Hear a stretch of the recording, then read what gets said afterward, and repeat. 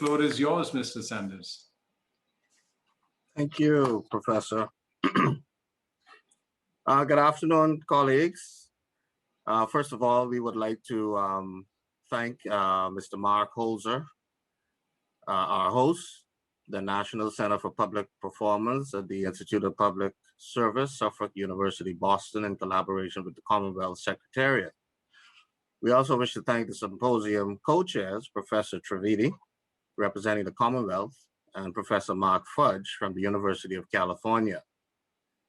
Special thanks also to who we just heard, our keynote speaker, the Right Honorable Patricia Scotland, Secretary General of the Commonwealth, who has continuously demonstrated her commitment and support to the development and implementation of public performance management techniques throughout the Commonwealth. Fellow participants, we are pleased and honored to have been chosen as the representative of the Caribbean, where in some countries, generally accepted performance principles is still in the infant stage or does not exist at all. We are a diverse group of countries and nationalities, yet as we grow and develop, we can envision and share our commitment to the development of a public performance management framework throughout the region and in all aspects of Caribbean regional governance. In recognition of the solidarity of our peoples in the region, we wish at this time to offer prayers to our brothers and sisters in St. Vincent as they face the real possibility of a catastrophic volcanic eruption on that island. I ask all of you to keep the people of St. Vincent and the surrounding countries in your thoughts and prayers. In fact, one of the participants in our panel, Permanent Secretary Rhonda Jones from Grenada, is not able to join us today because she has to, they have implemented an emergency order as a result of this potential eruption. And finally, before I introduce our panelists, I would just like to offer condolences to Her Royal Highness Queen Elizabeth II and her family on the passing of His Royal Highness Prince Philip, the Duke of Edinburgh. So ladies and gentlemen, today we have an interesting panel discussion for you. We have three panelists. I will briefly just describe each of them for you. Our first panelist is Miss Cheryl Bonnick Forrest from Jamaica, and she has a wealth of experience in planning and performance management. She is a career civil servant with 24 years experience garnered across several entities of the government of Jamaica. She is currently Director of Planning and Evaluation at the Office of the Prime Minister. Ms. Forrest commenced a performance management journey at the Office of the Services Commission in Jamaica, where she was a member of the change team, championed the entity's pilot of the new results-oriented performance management and appraisal system. She quickly became engaged with this process and served as a trainer during wider government implementation. She then moved to the Ministry of Justice Training and Development Unit, where at that time was pursuing the implementation of performance management and appraisal system. Shortly thereafter, she was promoted to the post of corporate planner to lead the development of performance plans, which included the coordination of performance reporting and review activities. Ms. Forrest holds a master's degree in human resources development and a Bachelor of Arts in Literatures in English, both awarded by the University of the West Indies, Jamaica. She has pursued numerous courses in strategic planning, performance management, results-based management, enterprise risk management, project management, and most recently, the Commonwealth Advanced Online Training Program in Government Performance Management. Jamaica probably leads the region in being one of the first to implement some sort of performance management mechanisms in its public service. Ms. Forrest will speak on government performance management in Jamaica and its proposed generally accepted performance principles framework. Our Thank you second so much. guest, or thank you.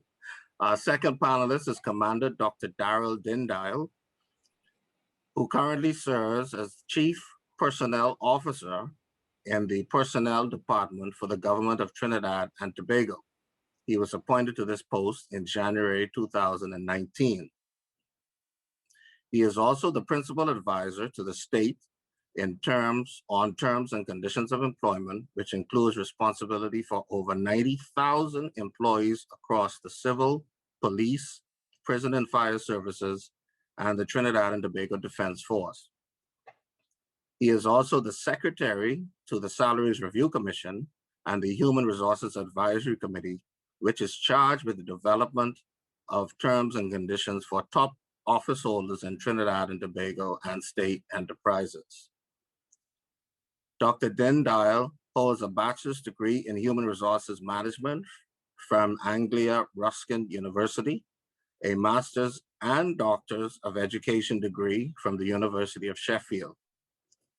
He received professional education at the Naval Postgraduate School, the U.S. Air Force, the U.S. Navy, the William J. Perry Center for Hemispheric Studies, and the Human Capital Institute. During Dr. Dindile's career at the military, his work included leading the compensation and benefits portfolio for the Trinidad and Tobago Defense Force, developing the Trinidad and Tobago Defense Force Strategic Human Resources Management Plan, restructuring the National Military Headquarters Organization structure, developing HR policies. He was the team lead for the Trinidad and Tobago Defense Force Ministry of National Security strategic plan for 2018 and 22. And he also recently completed the Commonwealth Advanced online training program in government performance management. Dr. Dindale will present the Trinidad and Tobago's perspectives on aspects of generally accepted performance principles. Our final panelist is Ms. Faye Marie Brown. She is a career officer with 26 years of service in the Barbados Public Service. She has purposefully developed and targeted a career in human resources development and management. She currently serves as the Director, Learning and Development Directorate within the Ministry of the Public Service. Mrs. Brown's passion lies in the development of people resources, and in this regard, her qualifications, training, and practice as a human resources development professional have been supported by her international studies and training in performance management. In fact, performance management was the subject of a dissertation in the pursuit of a master's degree in management of training and development at the University of Edinburgh. She has worked closely with the implementation and development of the current performance management system in the public service of Barbados and leads the Learning and Development Directorate in its overall responsibility for performance management. Over the years, Ms. Brown has completed numerous training programs to fortify her skills in performance management, including training in impact assessment, results-based management, monitoring and evaluation, transforming people management, and managing performance in the organization, just to name a few. Most recently, she was also successful in completing the Commonwealth Advanced Online Training Program in Government Performance Management. Ms. Brown will present an overview of the performance management system in the Barbados public system. So ladies and gentlemen, without further ado, my name is Reginald Saunders. I'm the Permanent Secretary of the Ministry of the Ministry of Tourism and Aviation in the Bahamas. And my bio is somewhere in Professor Treveldi's archives, so you can go and review it if ever you feel the need to do so. So without further ado, I will get started with Ms. Forrest. Unmute. Welcome and thank you all. I'm going to try to share my PowerPoint.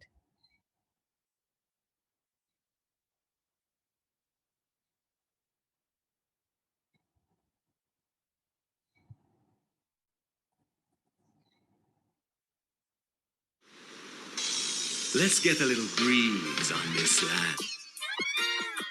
All right. Now let's get some bounce in the rhythm.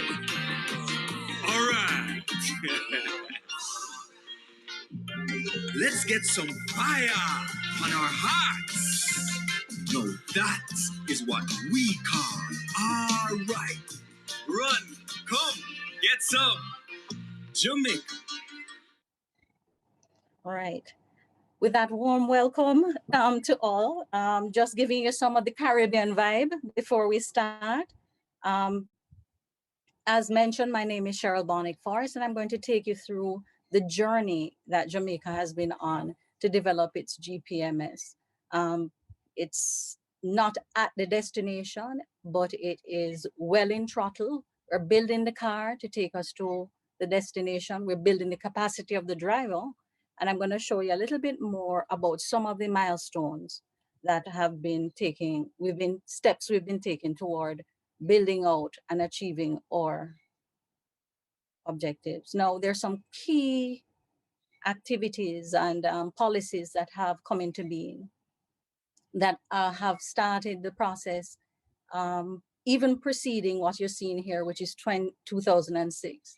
But what is significant about 2006 was when the results-based performance management program came into being that galvanized focus on performance management in government away from just objectives and started to look at a focus on results.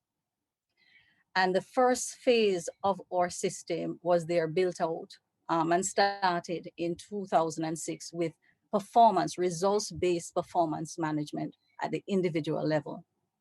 Another significant step was our Vision 2030 plan and its subsequent and its tool of implementation, the medium-term socio-economic framework. In 2010, we had our performance monitoring and evaluation system framework. Now, this is the whole of government element of the whole system. And also we had accountability frameworks in relation to senior management that was complementing that came into being at that time. Now, there are other points here, and you can look at the paper that was provided for the symposium, but in 2014, I would like to highlight the FAA Act. While within legislation for respective executive agencies and public bodies, there was a requirement for plans and reporting that supported performance management.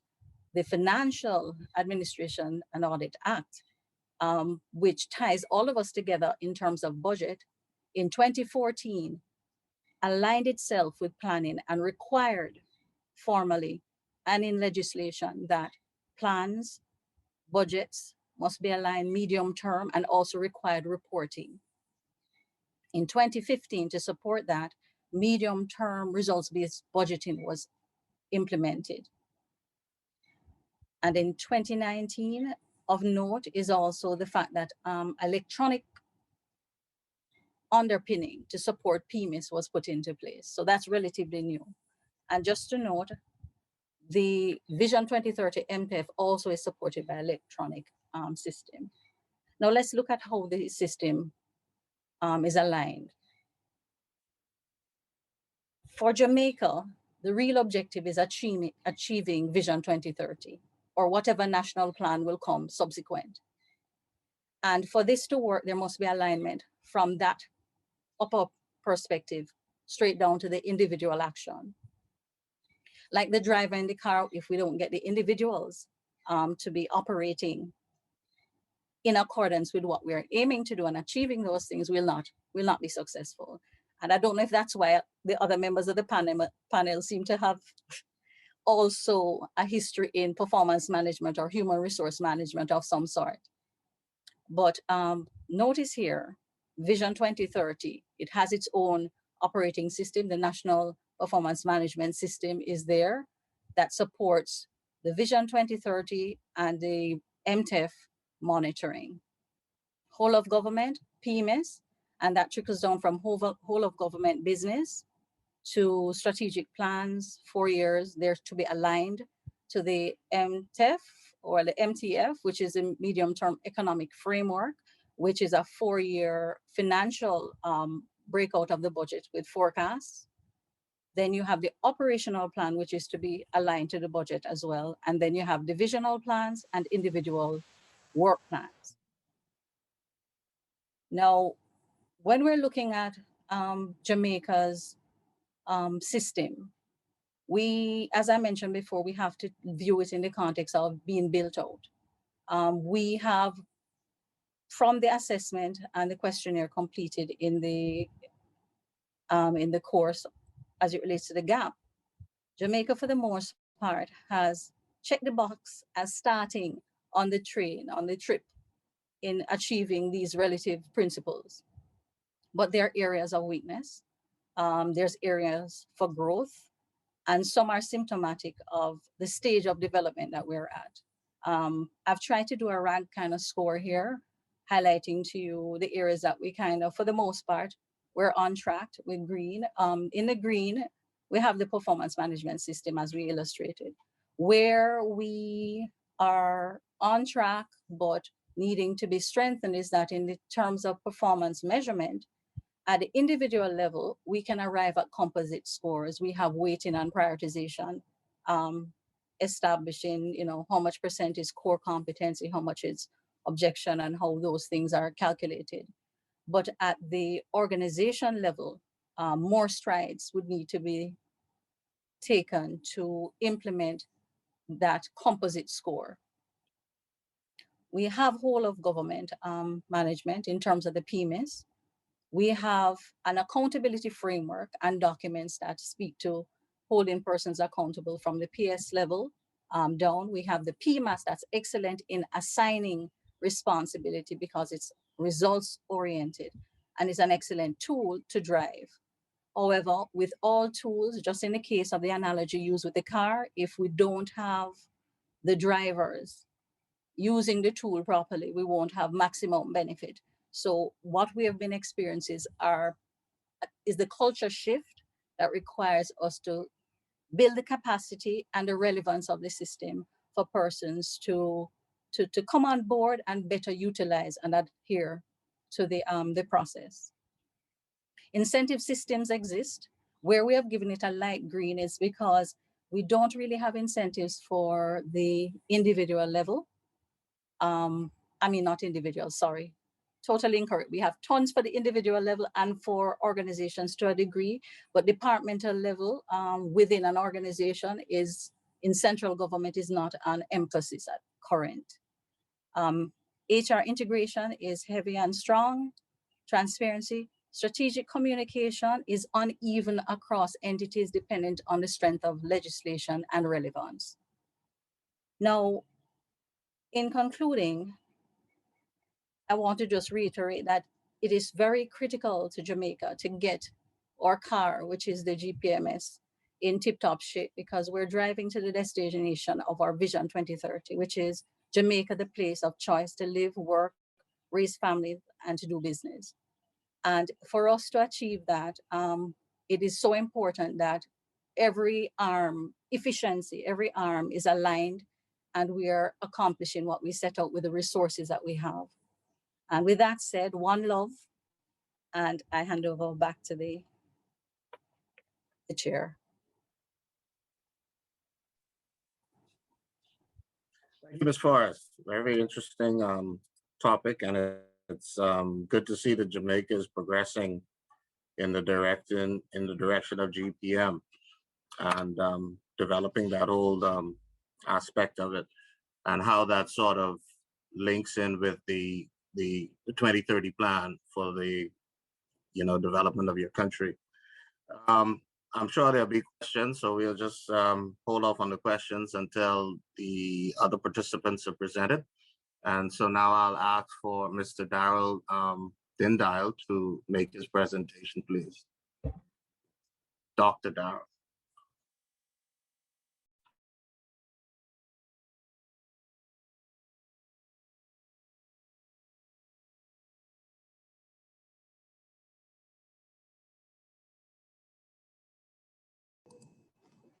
Pleasant good afternoon, and thank you, Honorable Chair, Mr. Saunders. Good afternoon, good evening, or night to everyone, depending on where you are in our world. It is my honor to present on behalf of my country, Trinidad and Tobago, our self-assessment on where we perceive ourselves to be in terms of the GAP principles. Firstly, I would share some key information about Trinidad and Tobago, and then I will summarize our self-assessment. I will then focus a little bit on 4 of the areas and then close with some other points I believe that we in Trinidad and Tobago should give consideration to improve accountability in our country. So I'll begin.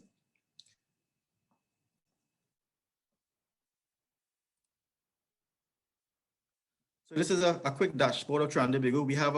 We have 25 ministries and departments, 135 state enterprises, over 135,000 employees in the public sector, which includes the public service. The 40% of our budget is committed to personal expenditure, that is salaries and emoluments. The cost of that expenditure is about 20 billion TT per year. Currently, we have about 83% net GDP debt to ratio. Our PSIP projects, which is our sector investment program, is about 4.1 billion, and our population is about 1.2. We were ranked 67th out of 139 countries in 2016 in the World Economic Forum based on Readiness Index. So that's an overview of Trinidad and Tobago in terms of our public service.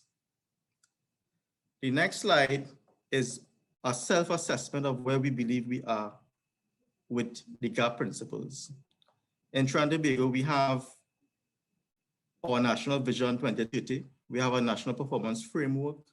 We have a National Monitoring and Evaluation Policy. We recently launched a public sector performance management system in December 2020. And we have a performance and management and appraisal system for individuals. Unfortunately, those things are not aligned from one to the next. They're different from the individual performance system to what aligns to the national level.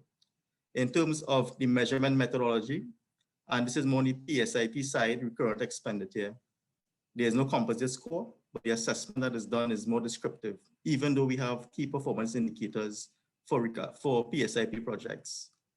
We believe that we have a whole of government approach with the system that exists, because it is cross-cutting across all ministries. All ministries also have the PMA system implemented for public officers to be assessed. Where it comes to accountability from the top, the permanent secretaries by law in our ministries and departments are considered to be the accounting officer. But that is the accounting officer in the context of how you incur public expenditure. So it doesn't treat other aspects of accountability. Assignment of accountability below the PSS, we believe are very weak and it needs to be strengthened. The incentive systems that exist is very limited, with the exception of a few state enterprises that perform exceptionally well, who would have met their targets, bonuses are paid, and depending on the compensation and classification plans that exist, if you have incremental movements in your pay scale, after every year you will get an increment based on successful completion of your service. The HR system is not fully integrated. We have an integrated human resource information system, but it is partially used, it is not fully optimized. The budget integration, we believe in principle there's integration, but it is not fully embedded in the system.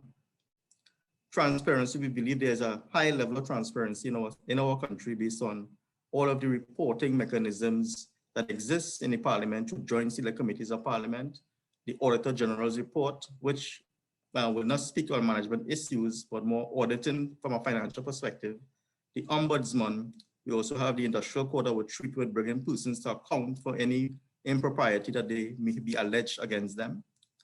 In terms of institutional arrangements, there's a centralized national transformation unit that seeks to manage and monitor what is happening across divisional aspect of performance management for PSIP projects and some element of the recurrent expenditure.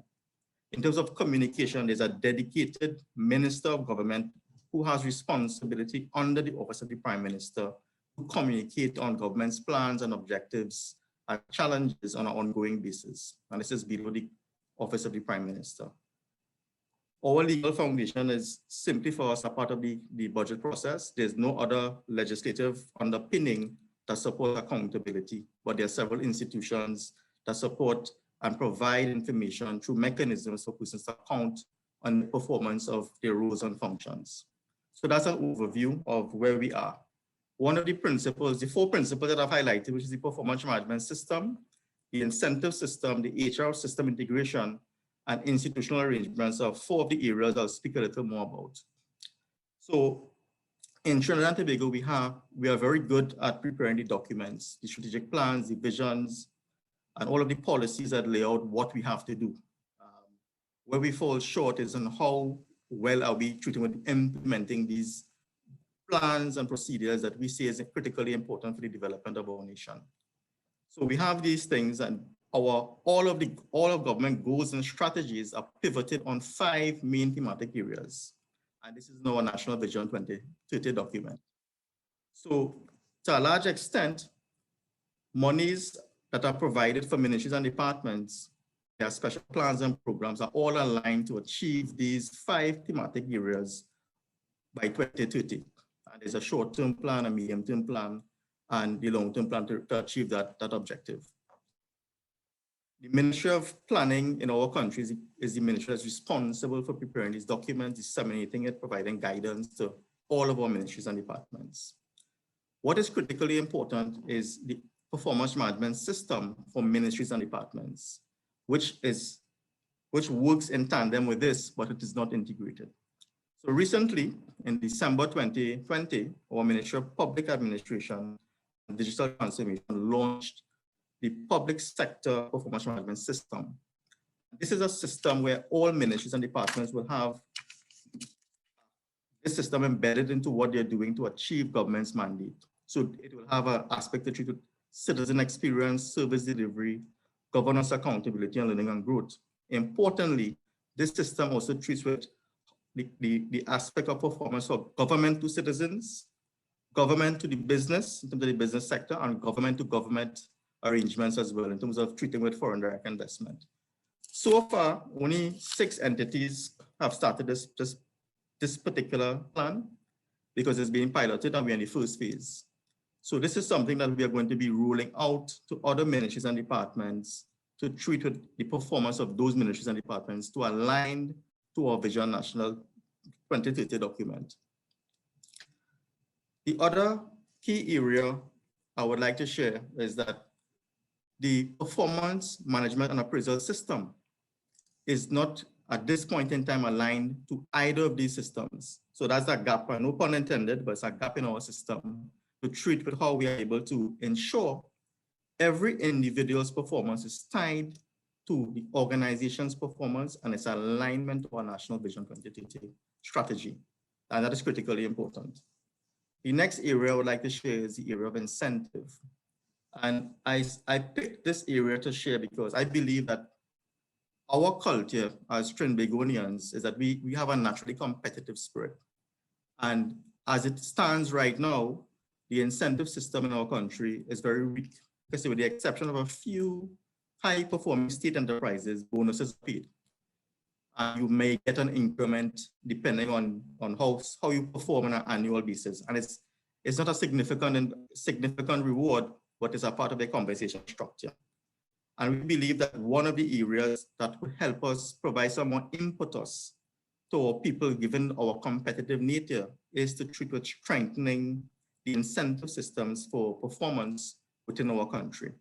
So this is something that we believe that could improve persons' ability to want to do more, to drive them to a higher level of performance, and to be able to compete with their peers, ultimately at the end of the day, bringing higher results and output to the citizens of our country. The other area I would like to share is the IRIS, or the Human Resource Information System. So we have a Human Resource Information Management System, and it's a very costly system. And unfortunately, we have not optimized its utility at this point in time. So we have several modules, for example, that has not been optimized to strengthen the individual and ability of the individuals to perform at a higher level and to prepare them for future assignments. So for example, workforce administration, performance management, recruitment and selection, training administration, all of those are things that are available in the system that has not been fully optimized. We believe if we have to move towards a more robust government performance management system, we need to ensure that the system that we have that is available is utilized to the benefit of our people, to develop them and prepare them for higher levels of success and future responsibilities.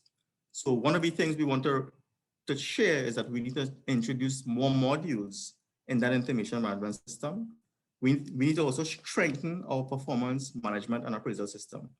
In our country, the vast majority, and I probably dare say 95% or so of individuals who are assessed on an annual basis is either good or very good. If not closer to 100%, good or very good.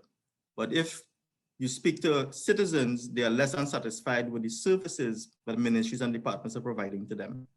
And so there's a disconnect in how we as a people understand what the performance management and appraisal system is intended to do.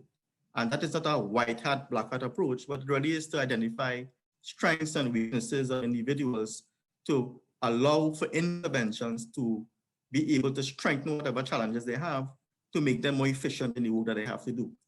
Our culture, in my respectful view, does not appreciate that perspective. And to a large extent, a lot of people get good and very good, but our institutions generally is not seen to a large extent delivering it as an effective service that ought to be provided to our citizens and clients. And the last area I'd like to share, which I went a bit broad, is the area of institutional arrangements. So I spoke about the guiding principles and the policies, and we have all of those things in place. We have a number of institutions that also provide an opportunity for people to account to the parliament based on how they spend, how they would have made managerial decisions, what they may have not done, what they need to do. And over time, they will have to go back and report back to the parliament on shortcomings that they had to address. So that's a part of the system that exists. You also have the Ombudsman, the Auditor General, the Industrial Court, Equal Opportunities Commission. All of them have some role and some part to play in holding people accountable and institutions accountable in levels of performance. Importantly, we have the Ministry of Finance Investments Division, which is responsible for monitoring evaluation and performance of state sector organizations. But none of these things are integrated. They're different systems. There's nothing that ties everything together. There's no bird's eye view of how ministries and departments on the public sector on a whole has been performing on an annual basis, either or a mid to 3 or 4 year plan period, how they've been performing. When we also have some laws that seek to treat with issues of conduct and discipline for concerning at the level of the individual, which provide and promote some level of discipline in terms of if you do issues that cannot be considered and brings the services into disrepute. So we have a national monitoring and evaluation system, and this is out of the Ministry of Planning and Development, and all ministries and departments have to pay attention to, and it is cross-cutting. So those are the 4 areas I wanted to share some perspectives on, but in reviewing and thinking about how GAP could work in our country, I wanted to share some other perspectives about things that we believe in Trinidad and Tobago should also be treated with to support GAP. And they include a code of ethics for officers. We don't have it, and how is that tied to the public service regulations in terms of discipline if there are breaches? Whistleblower policies if they are for protection of individuals who might see impropriety in public office and wish to share that information and feel protected for sharing that information. Procurement legislation. We recently proclaimed legislation for procurement to make it more transparent. This is something that has been passed to a limited extent, and there's still a debate about it, whether or not it will be as effective as it should be. But this is a critical area that we believe as a country that should be a key consideration in treating with issues of promoting accountability. An integrated whole of government approach. I spoke about many institutions, many different systems. None of it is fully integrated. You don't have a bird's eye view of what's happening.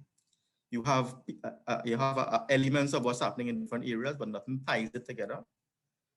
the appraisal system for PSs and heads of departments. At this point in time, a minister of government has no input on the performance of a permanent secretary.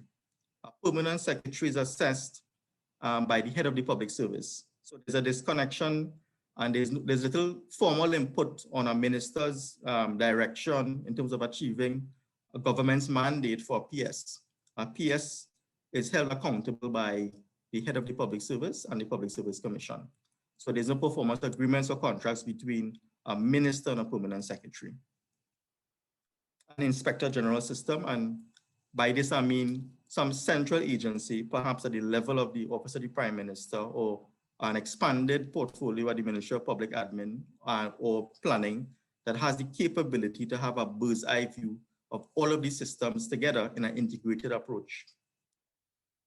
And improving the timeliness of disciplinary procedures. We have a challenge in Trinidad and Tobago that if a public officer has done something that they ought not to do, it takes an ordinary long time for disciplinary process to keep into place. So that issue of the tolerance is not as strong as it should be. So our view is that you need to strengthen that disciplinary process in a more timely way for sanctions to occur and more rapidly to deter inappropriate behavior. We also speaking about the issue of performance management opposed to performance audit. We tend to more speak about performance audit. Even in a ministry, we spent all the money this year, we did well. And that is the view. So there's no view on the management side of it. So we spent all of the money, so that is the outcome of doing very well. Full implementation of the IRIS system is important to strengthen the delivery of HR and the capacity of building HR for our country. The strategic communication piece needs to be dealt with in terms of how do we report on non-performance. So what you would hear coming out of the Office of the Prime Minister is the good things. We're not hearing where things have not been going as well. And perhaps one of the reasons for that is because we don't have any metrics to determine why things are not performing as well as they should. We also believe that whether or not you perform well or you didn't perform well, that information should be public and known. So it brings greater transparency. Clear assignment of accountability. Apart from the permanent secretaries who are accounting officers, there's no clear assignment of accountability, and the accountability that may be assigned is not aligned to the national vision. It's really based on the job descriptions that you would have for your position. Enabling empowerment across the public service. And for us, we have a number of permanent secretaries and senior ministry officials who have not been appointed in positions. They are acting, and we believe that you need to appoint people into positions to give them the authority that they're confirmed in positions to perform and then hold them accountable for non-performance. As it stands, people are acting in positions, and there's a slow process, and it's almost like they're holding on to the rope until somebody else comes to take charge.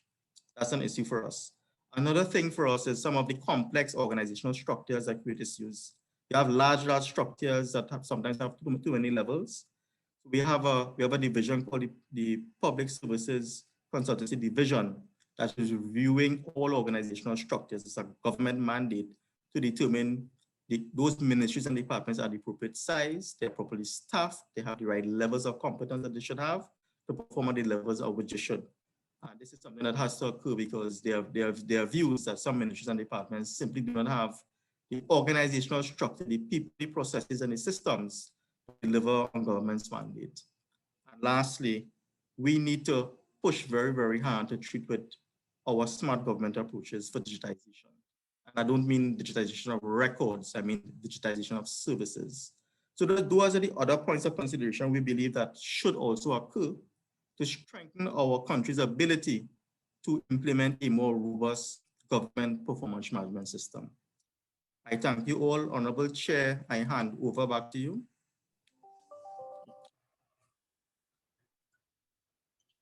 Thank you, Dr. Dindal, for that very comprehensive report. I'm sure there are a lot of questions that colleagues will ask you as soon as we're completed. I would now like to turn over to Ms. Brown with her report from from Barbados.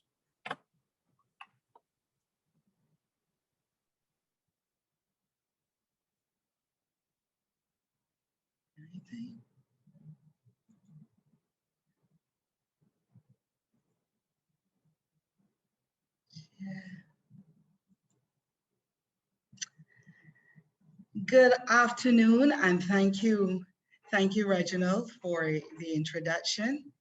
And just as the Barbados flag on your screen billows in the breeze, I want to extend a warm and equally breezy greeting to all of you in this space today. I, of course, welcome those who are outside the Caribbean region, and a special welcome and greeting to my Caribbean colleagues, and especially to my Barbadian friends and colleagues who are here this afternoon. I want to thank you for taking the time to be a part of what has so far been an excellent exchange and cross-fertilization of ideas on performance management. And I add my 2 cents to the discussion this afternoon by presenting you with a bit about Barbados's performance management system. I share first about Barbados, if there's anybody in this space that has never heard about our tiny dot of a country. We are the easterly of the Caribbean countries, as you can see there on your map, the smallest dot there. We have a population of just under 300,000. Our public service, modest in size, 13,000, and this spans individuals over 20 ministries, approximately 150 departments, and some 53 state-owned enterprises. The intention in terms of the discussion this afternoon is to give you an overview of our performance management system. I'm going to share about its objectives, its benefits, what has been the success so far, what the cycle looks like. I'm going to do that very briefly for you.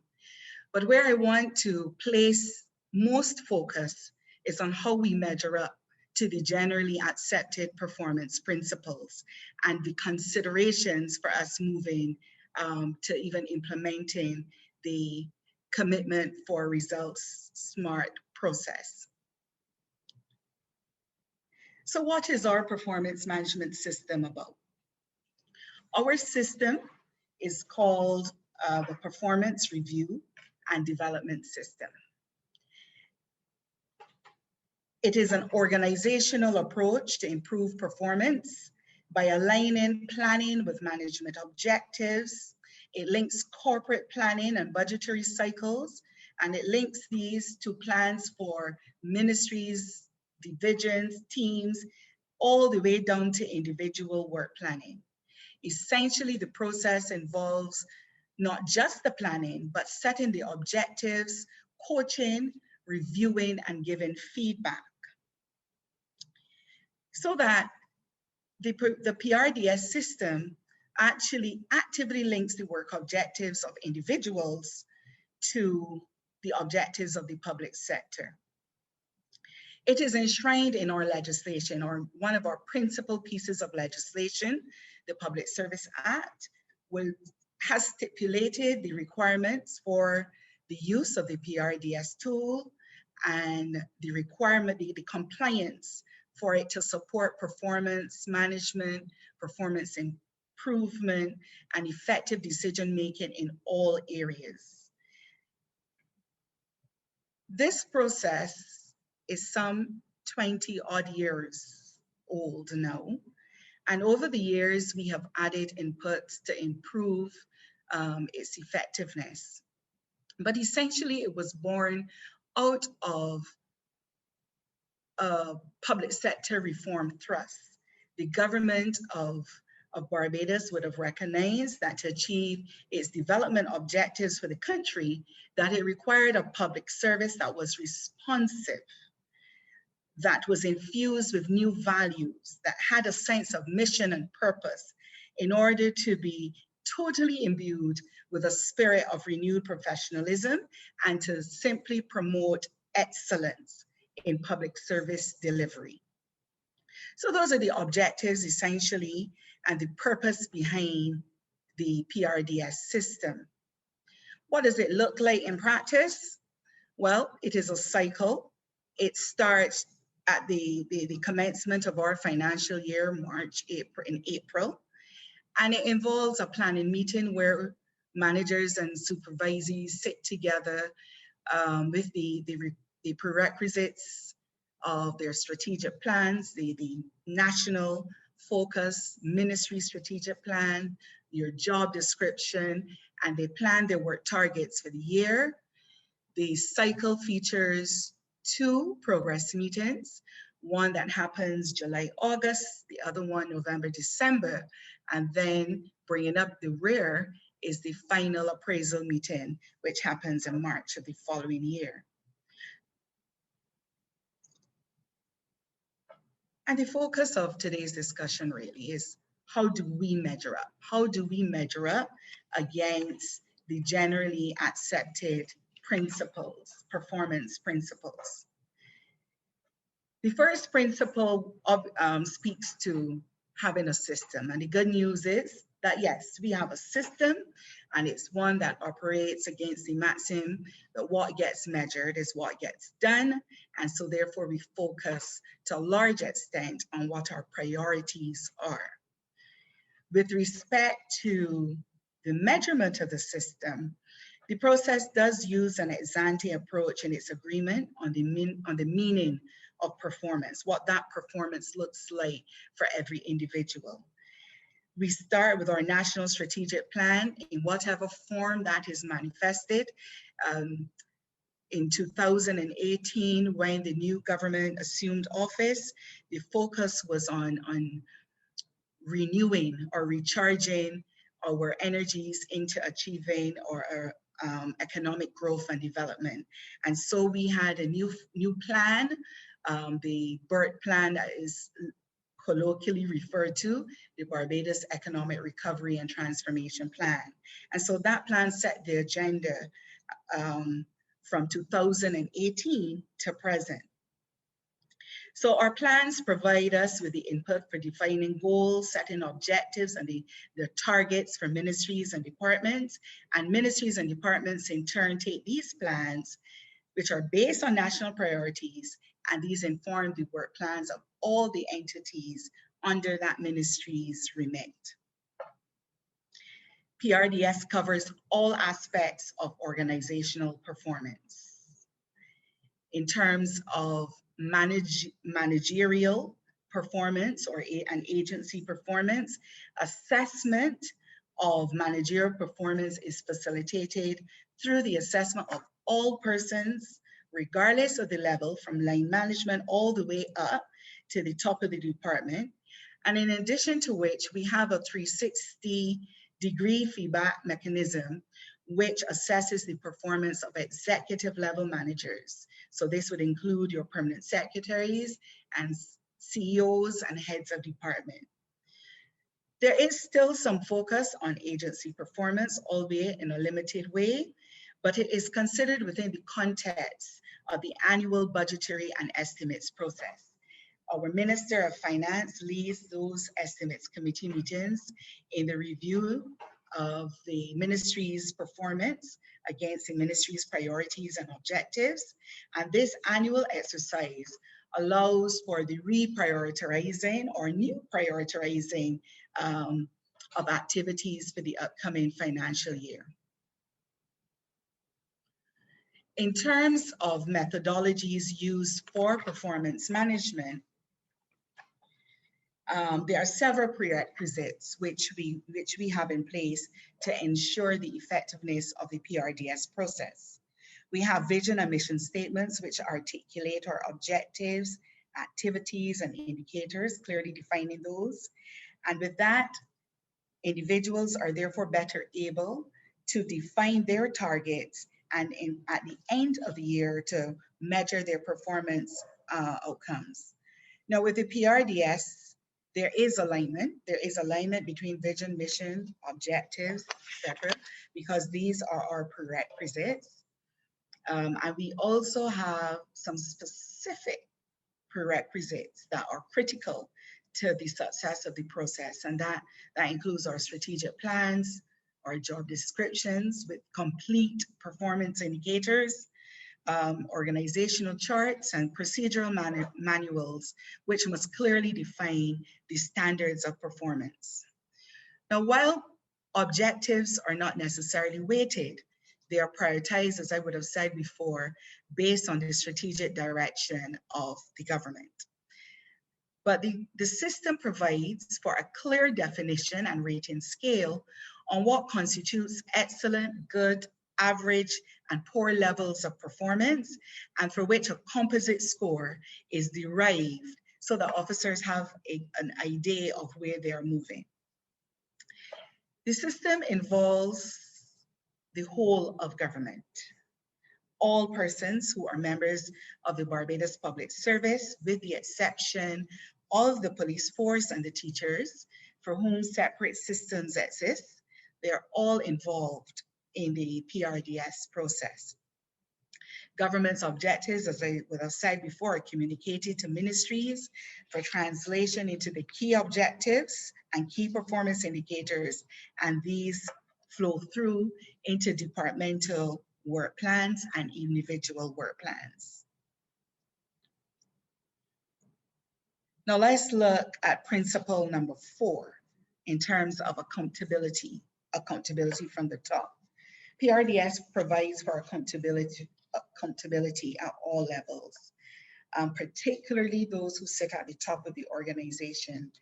And the 360-degree feedback process that we now have also extends now to the executive levels, the permanent secretaries. So it does provide for accountability from the top down. In terms of how that accountability is assigned, it is assigned specifically to officers, in some cases through our delegation of function orders and other administrative orders. Permanent secretaries can delegate authority, but ultimately they are the accounting officers and they are responsible for the achievement of organizational objectives and organization performance. And as you come down the line, employees are given accountability or responsibility rather for specific aspects of their work program. I move on to the incentive system. And you can see by the icon there in the table that we have an eye there. And that means that while there's some things in place, it is something that is actively occupying our attention at the moment. Conceptually, the PRDS process supports both intrinsic and extrinsic motivation of employees and promotes the recognition and reward of good work performance. And it recognizes the incentives and opportunities that exist for career development. So where employees have met expectations or where they have achieved outstanding performance, the supervisor can make recommendations in relation to performance recognition in the appropriate space on the review form. And their options, the available options to them include accelerated progression, acknowledgement of a job well done, perhaps even special training and career development opportunities, or the opportunity to act in senior positions. Not all of these things, however, admittedly are available given size and structure of the public service. And there's some things, therefore, that we have recognized that we need to pay some attention to. Heads of department, I have known heads of department to also consider recommendations for their department and to facilitate such recognition across their departments. But we recognize even further that there is a need for service-wide or national awards within a framework, within a policy framework for recognizing and rewarding performance. So this is still being addressed. In terms of our integration with HR systems, I am generally happy to report that this, the performance management system is recognized as a critical HR function, and that it is set up to inform decision-making in all other HR activities, including recruitment, succession planning, career planning, onboarding, learning and development, compensation management, everything. And we've also added to that in recent times our HR competency framework, which works hand in hand with our performance management system. The performance principle, generally accepted performance principle number 8, speaks to budget integration. And the PRDS process makes provision for alignment to the government of Barbados's performance budgeting process, so that program budgets are defined, reviewed, and approved for the new financial year. And in this regard, performance needs and requirements can then be generated from the PRDS process, and any new inputs can be included in the program budget for the upcoming financial year. So as I made mention before, PRDS links strategic planning to the budgetary cycle and to the plans of the ministries and departments, and that redounds into the plans for individuals. In terms of the principle that speaks to transparency, the process is built on the principle of appraising work performance in an open, objective, fair, and consistent manner. It clarifies authority, responsibility, and reporting relationships in order to ensure that there's actually accountability and transparency.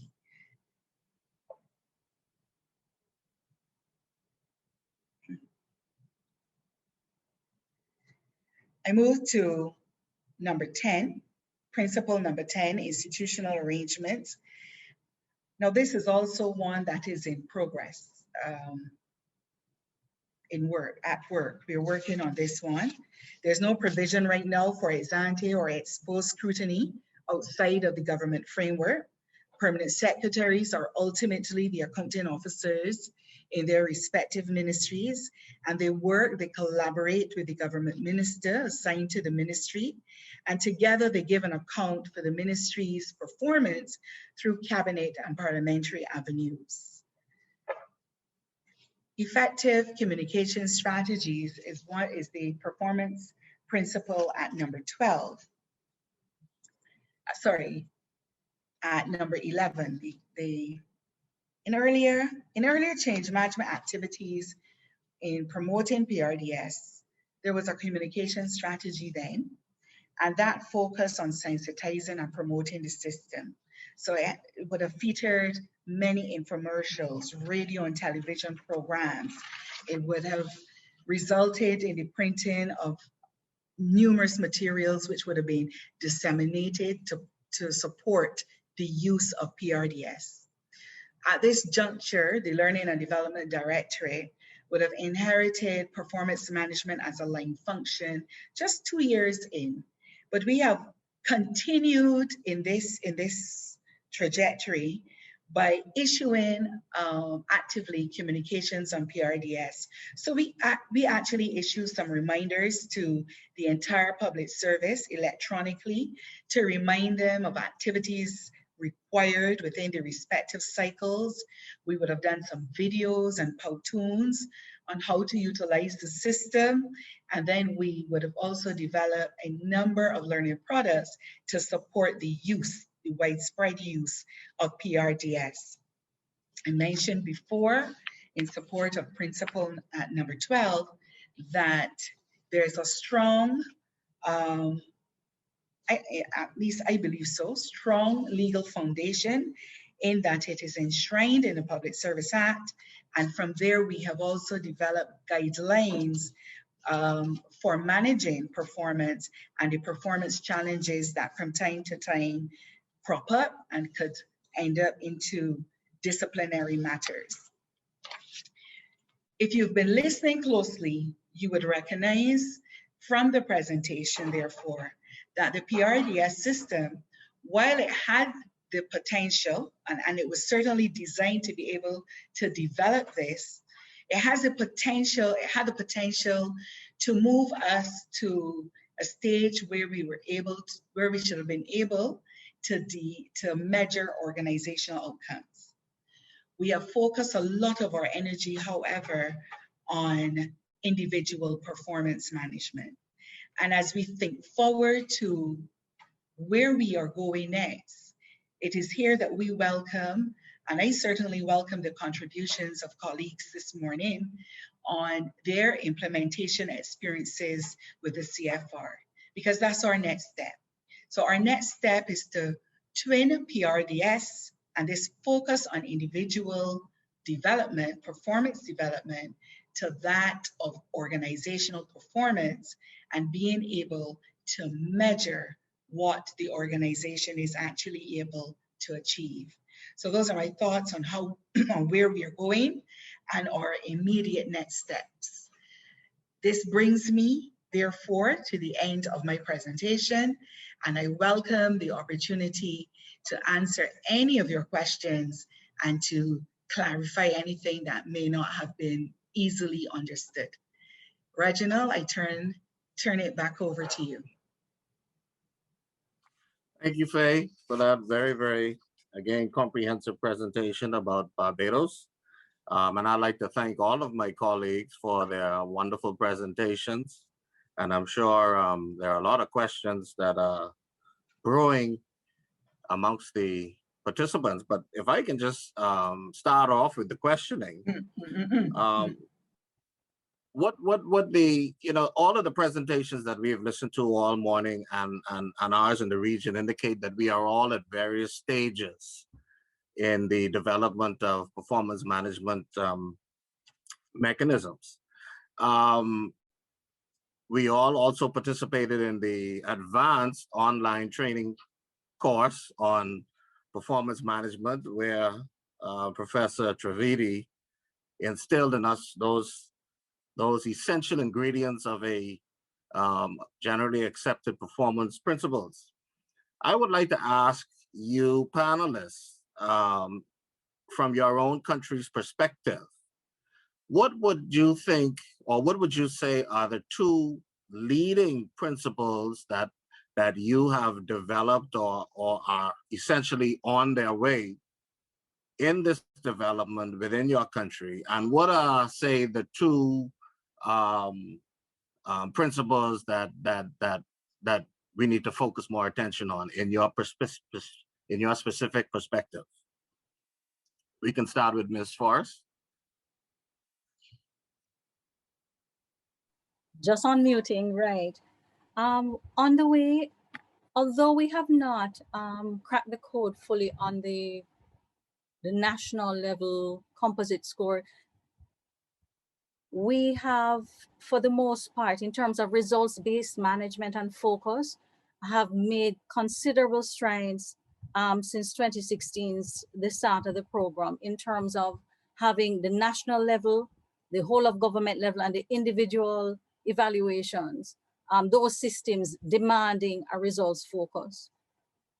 So that is good. Where we have challenges is the level of maturity. Being government and different areas of government are lacking in maturity. So it's an ongoing process, but definitely the knowledge in terms of results-based focus has really transcended across the board and has been really good. Another thing that is built on the fact that there was that PMAS first, the whole matter of results-based focus on individual level in terms of persons, that coming in first kind of gave us the instrument and the tool for which we can hinge everything else on. If we use our PMAS system properly, then it's a case of just making sure that the integration is right and saying, these are priorities, they must appear here. But we have the tool, the rules, the structure to carry this to an individual level and attach accountability. Where we have a challenge, as you mentioned, and it's a part of growing. So I think going through the online and the advanced course and listening to everybody this morning has really helped me to put it in perspective. We're growing. I liked the presentation from Buhan, how their practice, we have to get our systems in shape. As you notice, our systems and sections of our system has been coming up in successive years. So maturity varies across depending on the system and how it's aligned, but definitely integration of the system is so important. And that is where I think we'll get more traction. Integration in that the processes, a part of what I think is very important in this system is that when we're introducing something new like a performance management system and a culture is different, the system has to be relevant. And relevant in that what we're asking persons to do for the system must be kind of equal to the results and the benefits they're going to get from the system. And if we get that, it means that our processes, the processes that persons work with, it shouldn't be an add-on, but there should be simplification of the processes that is built in like a matter of work. If we're doing the work and we're transitioning, that simplification and integration. I think key for us now is to make sure within our processes, there are points of integration where the national speaks to, not just in workshops, speaks to and confirms the priorities with the whole of government and has that formally tagged down. And we keep checking to make sure the alignment is right. And likewise for the other levels going down to the individual. So I think at the moment, as we build out, focus on that. And I think we're going to get there because the beauty of our process and the benefit of support from different partners is that we've been successively and consistently assessing our system. In fact, there's one review now on a policy document in draft out, and there's plans to improve on the national system so that it is going to be aligned to the budget. So there's consistent review and identification of issues. But I think for now, those would be the ones I would flag for discussion.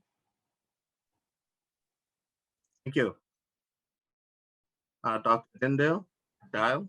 Thank you, Honorable Chair. I would say our performance management system has to be reviewed and aligned where the performance appraisal system for individuals is aligned to the national development strategy. I think there's a dislink from what persons are assessed on an annual basis, which is simply their job descriptions, which is important, but I think that alignment must occur.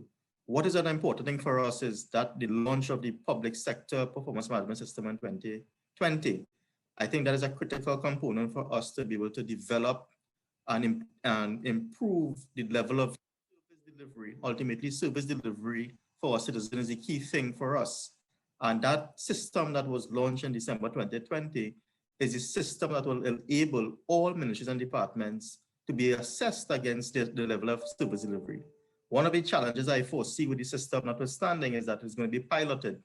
And so only 6 agencies will start, and then after a while, it will roll out to the others. One of the things is that is likely to occur in that process is that some agencies, probably the 6 that is piloted, will be more mature in understanding and utilizing the system than the other ministries and departments. So it's not an even keel situation. And my view, one of the views is that it should have gone across the board. So you learn and develop and you grow across the board. So, but it's a critically important system. We like to do pilots in Trinidad and Tobago. So maybe we're a bit risk adverse when it comes to things like putting in systems, and that's fine, but it's something that I flag as an issue going forward because the pilot will take 18 months. And let's say there are challenges. Let's say it takes 2 years to complete. It's talking about 2 years down the road for the other ministries and departments to get on board. It takes about another 2 years probably for them to get a sense of what's going on, 4 years down the road. So that's an issue that I see, but certainly there are elements to strengthen performance management systems. In Trinidad and Tobago, we have the pieces there to tie them together. That's a critical piece, and I hope that those pilot projects go very well, but it's a critical part to assessing service delivery for our citizens, critically important. The other thing I would like to point out is the assignment of accountability. And like I said, only a permanent secretary is accountable in law, and that is based on the incurrence of public expenditure. So it really is tied to the Financial and Exchequer Act, or if you misappropriate public funding for something else. But everybody else below the PS or the CPO, as the case may be, doesn't have any formal assignment of accountability. And that it can't be. I mean, you're working towards to support a system. So even if you're being appraised in a performance management system, the levels of accountability that should be assigned has to be integrated to the National Development Plan. And it simply can't be a 8 or 4 thing that you just stick the duties in your JD. I don't see what you're doing and how it's connected to national development. So I think one of the things that we have to treat with is that alignment again. And the last point I would like to flag, it, which is something that's very close to my heart, is the HR piece. So we're speaking about HR, but we are not really preparing our people for future assignments. We want to hold them accountable, but we are not training them at the levels for which they ought to be trained and developed to function at the optimal level. And we have these systems in place, we need to optimize them.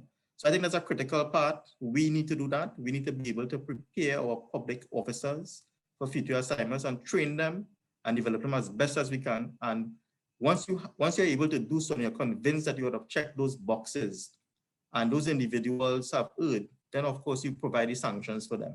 And that could be early separation and discipline as the case may be, but we must be able to have that deterrent system. So our weakness is our HR system, because you're not training and preparing them very well, and there's a slow disciplinary process. So if you have those things happening at the same time, you certainly have a chaotic situation where people can exist in a system, not be held accountable, and if they do have some errors in judgment, the length of time it's taking for them to be procedurally disciplined, too much time is elapsing, so there's not enough deterrence. So those are the 3 areas I think that should be considered. There are others, but those are the 3 main areas that I believe that we have to pay attention to. Prepare our people, put the systems in place, think about government-wide performance management systems, review issues with pilots, because pilots have positives, but there are also cons with pilots, because you will not have an even keel at some point in time. And Ms. Farris spoke about the issue of maturity, that some agencies are mature and others are not. When you do pilots, that is a likely outcome, that some will be very mature.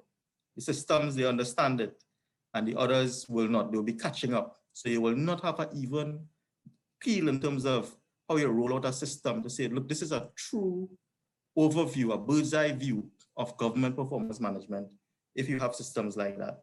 So that's the 3 areas I like to share that we need to pay particular attention to. But I am confident that our government, our executive has put systems in place, particularly national performance framework, a roadmap to what we want to achieve as a country. They have invested heavily in terms of systems. We need to ensure that we can optimize them and integrate them to realize the output that we know we are capable of for our people. Okay, thank you.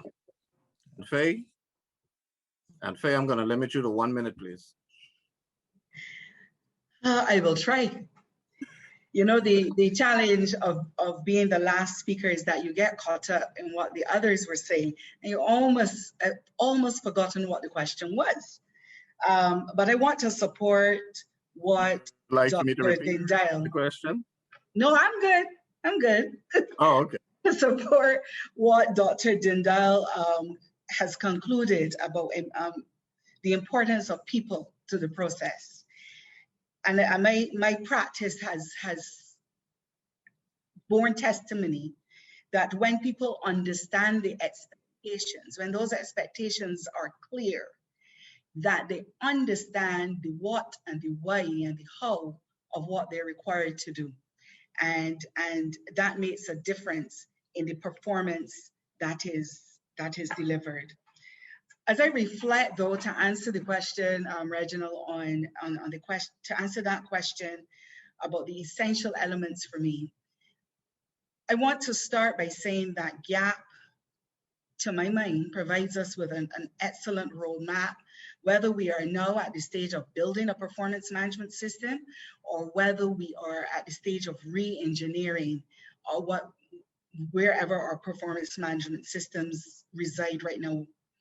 For me, the principles that resonate most strongly would be those at 4 and 5 that speak to accountability and reside and placing accountability specifically in positions or officers, employees knowing exactly what they are required to do and that they're being held accountable. So accountability at the very senior levels, that's important. And for me, the issue of transparency in terms of service delivery to the citizen, because at the end of the day, we're not working in a public service for ourselves. We are here to serve our various publics. And therefore, it means that we have to be transparent in what it is that we're working on, where we're investing taxpayer dollars, and what is the outcome at the end of the day. So I really do support this particular principle of transparency and the idea that these results are published for examination by all. That would be my strongest element for the GAP principle. I did it in a minute, Reginald. Okay, thank you, Faye. Thank you so much. I understand that one of the participants in our group was able to, or is actually at the presentation, Miss David. And I think Miss David from the CARICOM Representative CARICOM has a comment.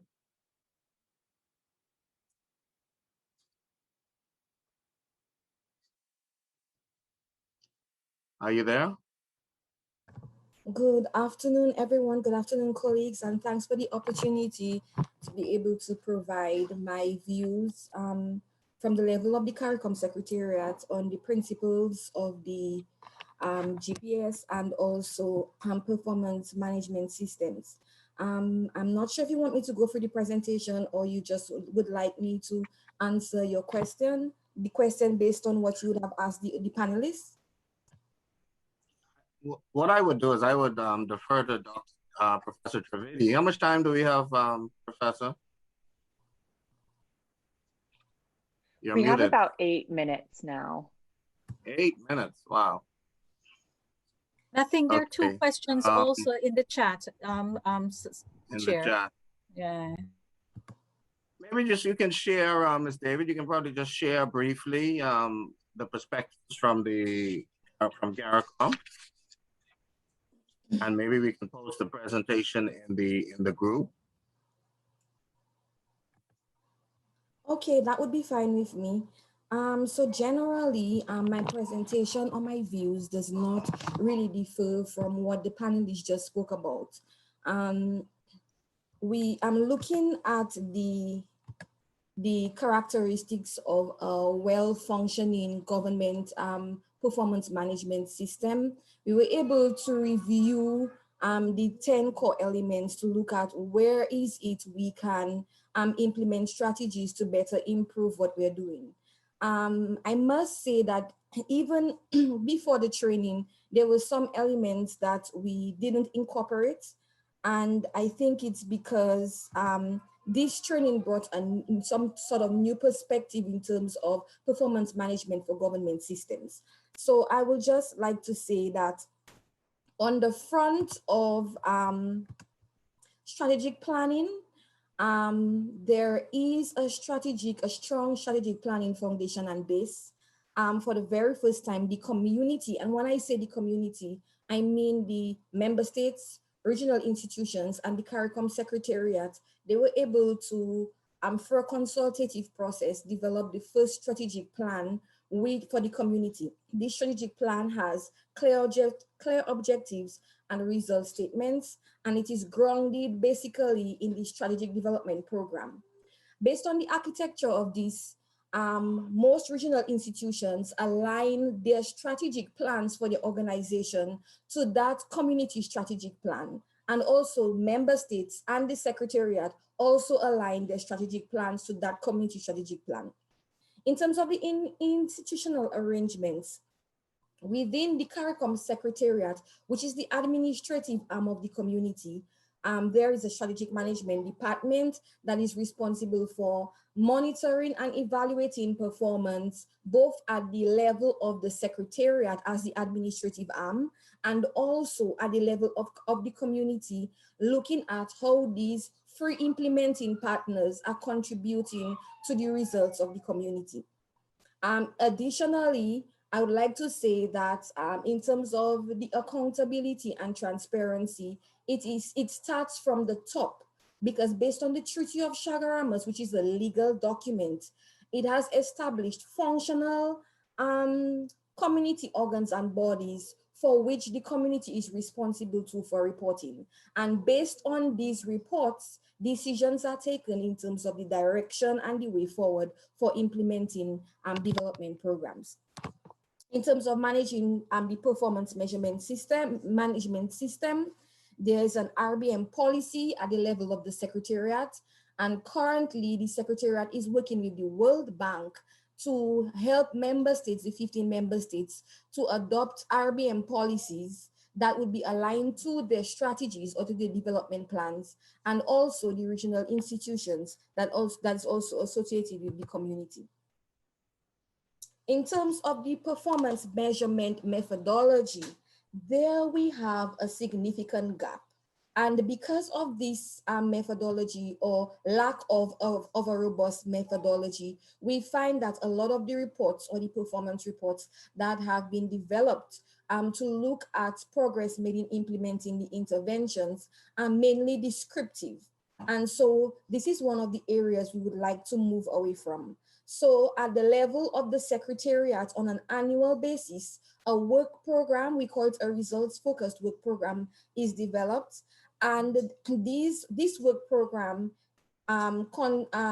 involves interventions and activities that are focused on the results that we would have outlined in the community strategy. Aligned to these interventions, we also have work plan tracking measures, which the strategic management unit would monitor during the year to look at the completion state. So as opposed to the GAP system where we look at good, fair, and excellent performance, we look at the level of completion of these interventions. And we'll use a scale of not started 0%, started 25%, progressing 50%, advancing 75%, and completed at 100%. Unfortunately, this is not a weighted methodology, and so the composite scores does not reflect that of a weighted methodology. In terms of performance contracts, what we notice based on the training that we received from the Commonwealth Secretariat is that our performance contracts are mainly agreements between international development partners and the CARICOM Secretariat as the recipient of donor funding for development programs. So internally, although most programs have work plan tracking measures and also reports on indicators based on the strategic priority areas, we do not have contractual agreements with these programs. And that is something too that we would need to work on. In terms of performance incentives, that again too is mainly driven by international development partners for performance-based projects. If you snooze, you lose. So for instance, for the Global Fund and the USAID projects and also the EU, where you do not use funding or you have poor performance, your disbursement would be based on your performance. And the performance here is defined as your financial performance, your programmatic performance, and also the fulfillment of grant requirements. So when we speak of incentives, we see that it is mainly associated with that of the international development partners. But at an individual level, incentives are provided for completion of your objectives as a staff member of the Secretariat. And so the incentives would be the renewal of contracts and also the payment of benefits like gratuities and also retentions. In terms of the level of integration of the performance measurement system with the organization, we found that although we try to incorporate RBM into our budgeting methodologies, it is mainly again at the level of projects funded by the international development partners, and we see a need to improve that on the front of the contributions received by the member states. In terms of the integration of the performance management system with the human resource management, again, too, that is also lacking. And although we have a very good human resource information system that helps us to identify and implement objectives at an individual level, what we found is that it does not assess the extent to which our individual objectives are actually contributing to the results. And that we think is very important if we are looking at a government performance management system. In terms of the whole of government approach, to some extent, I think there is some level of that within the Secretariat and also within the member states and the regional institutions. There is a community operational plan that is developed on an annual basis. And according to the strategies and the result statements, we promote that synergy and collaboration to ensure that everyone is working together, or the required lead and supporting agencies are working together to reach these results. However, there are still some gaps in terms of implementation, and it is evidenced by duplication of efforts and also duplication of resources in some instances. So that we also need to work on. In terms of performance evaluation, we could say that, again, it's mainly descriptive. On an annual basis, we have performance reports that looks at a narrative of how we would have completed our interventions, but it does not include an objective weighted methodology where you look at the core indicators or a core battery of indicators that would tell us how we are performing across the strategic priority areas like economic resilience, social resilience pillar, community governance, foreign and community relations, and the technology pillar. In terms of the communication strategy, we do have a communication strategy. It is really to promote the visibility of the programs at the community level. And for that, the communication unit within the Secretariat has established a government information service network, apart from the reports that we would have disseminated to our community organs and bodies. There is a government information service network that really promotes the visibility of the community program. So what's the way forward? What's the way forward to promote the GPMS? I would say member states, regional institutions. Ms. David? Yes, sir? I'm just gonna have to ask you to wrap it up, please, as quickly as you can. I was if you actually can. Thank you. I was actually wrapping it up. I would have wrapped it up by now. The member states, regional institutions, and the Secretariat needs to align the community strategic plan to that of the regional institutions and the national strategies. The very same group needs to look at refining the performance measurement methodology so it can be standardized across the community. So the Secretariat shouldn't be doing a weighted measurement while the member states and the regional institutions are doing a descriptive and vice versa. We should have a standardized methodology, especially aligned to the community strategy. We should also identify incentives to promote the culture of transparency and performance measurement. And in terms of improving the system, we need to adopt mechanisms where performance is based on the prioritization of interventions, and the battery of indicators would therefore help us to look at a more objective performance measurement rate. We also need staffing to support performance measurements and also clear legal frameworks to support performance measurement. So that in essence is how the Secretariat and my other team members would have viewed the performance management system of the community, with specific emphasis on the Secretariat. Thank you very much. Thank you so much. As you can all see, this is such an interesting topic. We can discuss this for hours and hours. I would really like to just detain the two questions that are in the chat.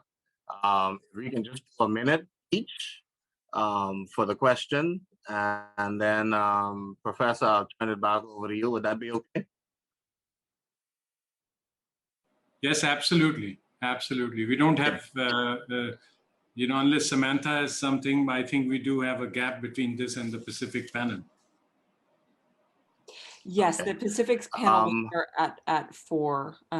So we have a bit of a gap. We do want to encourage people in between to go and visit the academic panels, but nothing will be Yes. happening in this room until 4 again. Just two questions. I think as far as you said, there were two questions in the chat. Yes, I think I noted one that was speaking about the whole matter of customer service and how that's tied in, if I'm interpreting it correctly. In Jamaica, also under our cabinet office of the cabinet, there is also a program called Service Excellence. It's renamed that, but for a while now, we have been promoting the whole matter of communication and improvement of service that not just treats with the KPIs, but treats with service delivery and how the public interfaces. So initiatives related to that have included citizens charters, service excellent competitions between government entities, where persons, entities vie.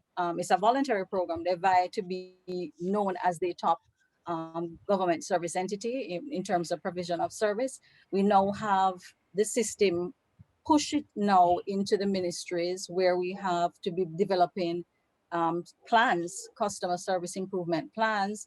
We have a policy frame that is being built out. So we're working on that as we speak, and it's still with the same body that has oversight for the PMAS. And so there's synergy that can be realized there as well, being within the same body. The other question was general learning.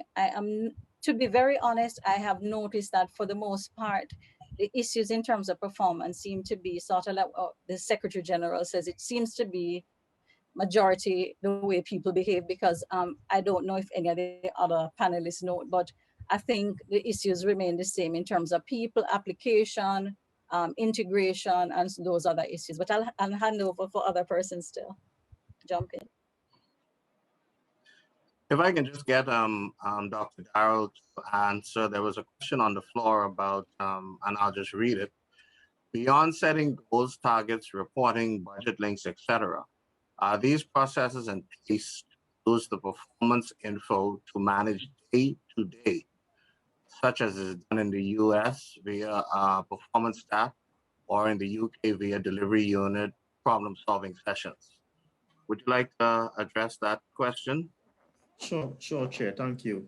So our performance management and appraisal system has a policy that supports continuous interventions and feedback processes for individuals, but those things are tied to their job descriptions, and that is a challenge that we have. It's not tied to goals and objectives of the respective agencies and how they align to the national development strategy. So there is the system in place to assess people on a continuous basis if they are erring in terms of levels of performance. But what we want to do is to ensure that that process is integrated and aligned to the ministries and departments' mission and vision, strategic plans, and how they align to the national development strategy. So the answer is yes, but it is not optimized to the point where we are assessing an individual in connection with their role and function in support of our national development strategy. I don't know. Are there any more questions? No, Sorry. I just wanted to add, because I was looking for it in the chat but couldn't. In that area, in relation to Jamaica, at the very national planning aspect, there is a software system called Jamstat, which we're going to phase out to do even more to enable that body, that National Planning Institute body, to do more real-time problem solving. That's the purpose of the system. It collects stats. I think based on what I was advised, the new system that's to come on this year is going to allow them to even disaggregate the data and the information even better in terms of gender, sex, those sort of demographics, as well as to look at trends in relation to outcomes and tracking. So they have there is a system at the national level, and recently in 2019, there was a system to complement the whole of government tracking, that is to also feed back into the loop to allow us to analyze better and to build the strategies going forward. Thank you. And I think there was one more in here, which probably Faye, you'd like to answer. They talk about the Public Service Commission that who is supposed to monitor the permanent secretary, monitor and evaluate the permanent secretary. Is it the Public Service Commission or is it some other entity? Unmute. Thank you, Reginald. So in our context, we have a management structure that is articulated within the Public Service Act as having responsibility for the management and leadership of the public service. The Committee of Permanent Secretaries is part of that structure, the Services Commissions, and the head of the public service. The head of the public service would be that officer who collaborates, consults, monitors the work of the permanent secretaries and the work of the ministries and departments, and advises, and I would imagine helps to set direction in terms of what permanent secretaries are required to do. So there is a joint focus, if you will. The Public Service Commission, the relevant services commissions, and the head of the public service are the entities to which the permanent secretaries are accountable.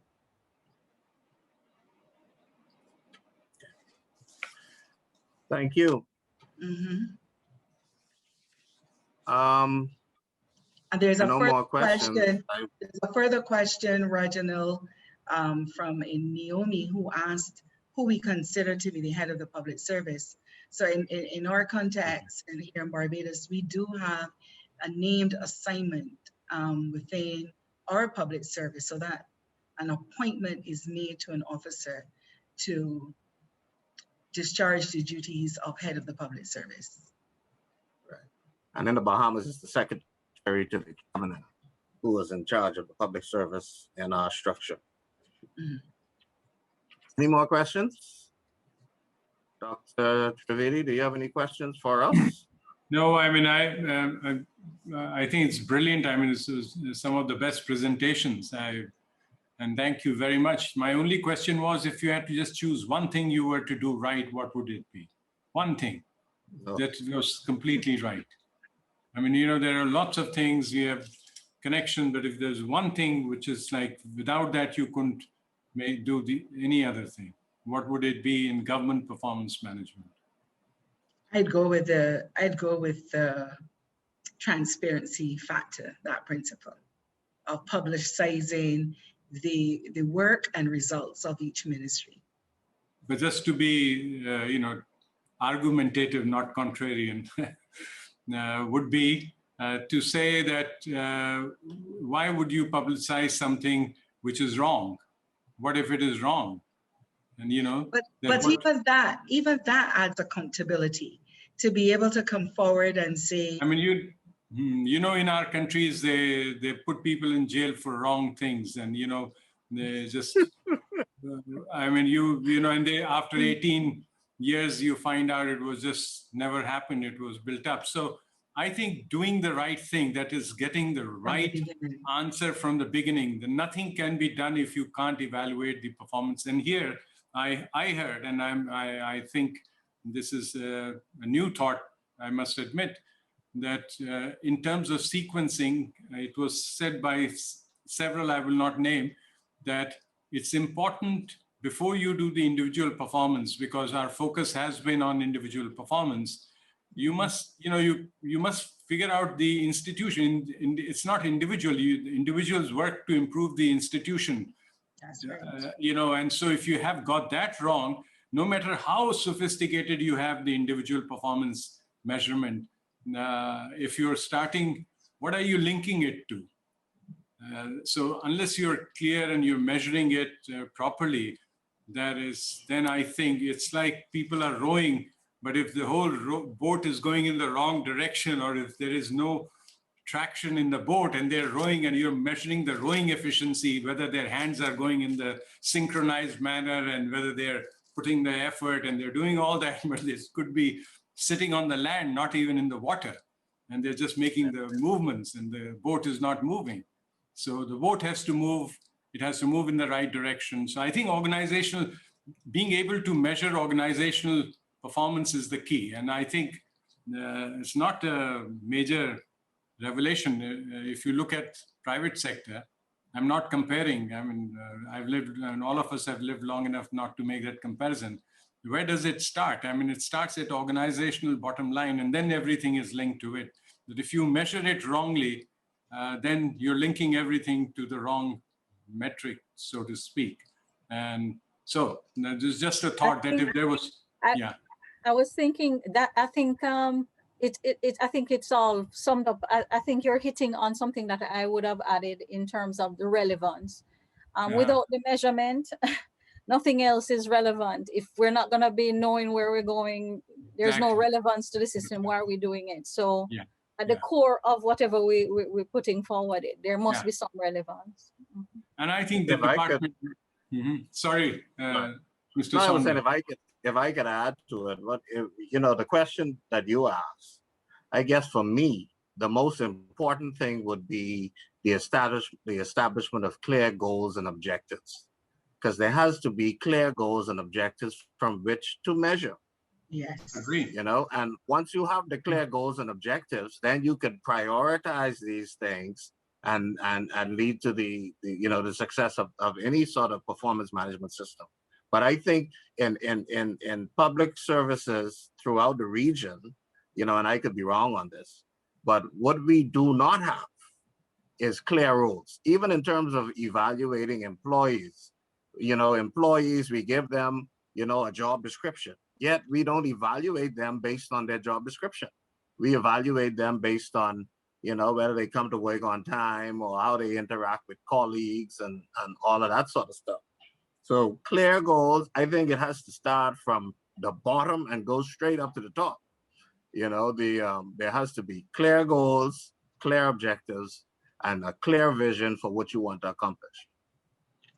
No, I agree. But when you say proper evaluation, it includes clarity of goals and vision, etc. Right. It's implied. I mean, otherwise you're doing. But it's possible that you have clear vision and yet you're not measuring it properly.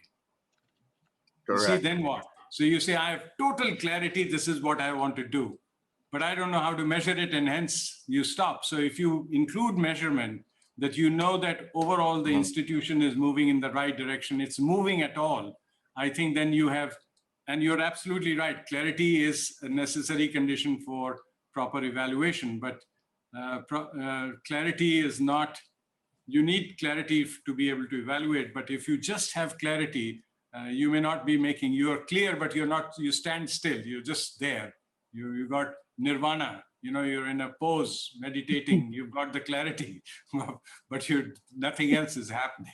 So I think consequences happen when you say it's good, bad, or ugly. This institution is not delivering what it was supposed to do. What's the point if you have clarity that, yes, police is supposed to do this, but it's not doing it. That is, and unless you come to that conclusion, I think the next step of consequences, transparency, accountability cannot happen with just clarity. It has to happen with coming to a conclusion, whether it's good, bad, or ugly. I think that to me seems like a very important step. And most of us don't do that well. We have great, we get consultants, we have excellent vision, missions, great documents, strategies, all sorts of things, but we don't measure whether we are moving towards that goal properly or not, and who is moving, who's not moving. So I think we have underrated measurement. We think it's easy and it just will happen, but it doesn't happen. So we should focus on proper evaluation.